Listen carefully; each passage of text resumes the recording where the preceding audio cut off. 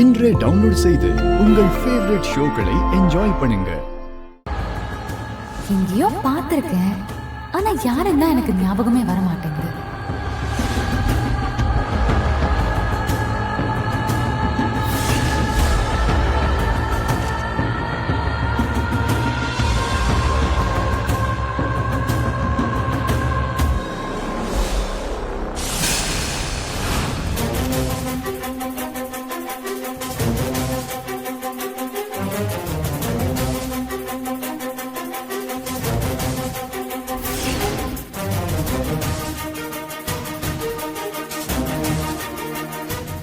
சுமதி, உனக்கு ஒரு போட்டோ அனுப்பியிருக்கேன்.